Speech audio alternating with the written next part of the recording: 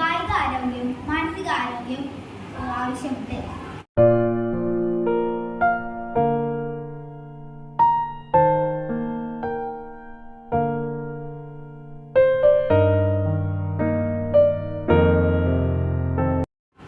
School master plan തയ്യാറാക്കുമ്പോൾ തന്നെ ഉൾപ്പെടുത്തേണ്ട ഒന്നാണ് ജിംനേഷ്യം.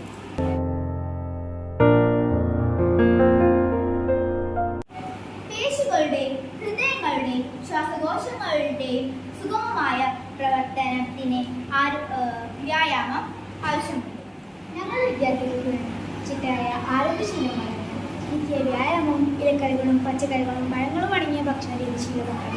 എല്ലാ സ്കൂളുകളിലും ദിവസവും ഒരു ജിംനേഷ്യം പിരീഡാക്കണം.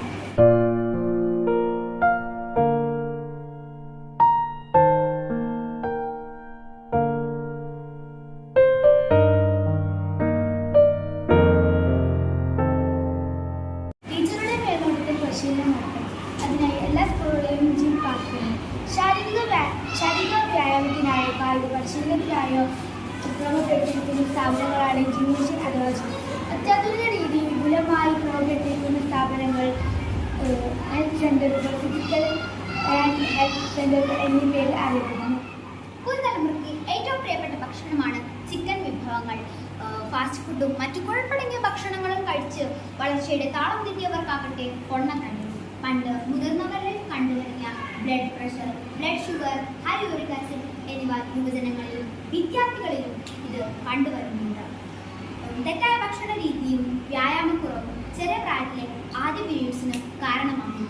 ഞങ്ങൾക്ക് വിദ്യാഭ്യാസം മാത്രമല്ല, ഞങ്ങൾക്ക് ആരോഗ്യവും വേണം.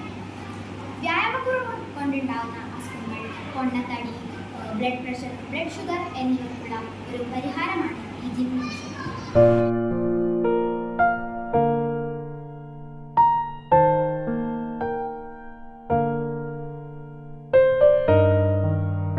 എല്ലാ സ്കൂളിലും സയൻസ് ലാബ്, IT ലാബ്, ഗണിത ലാബ് എന്നുള്ളതുപോലെ ഉൾപ്പെടുത്തി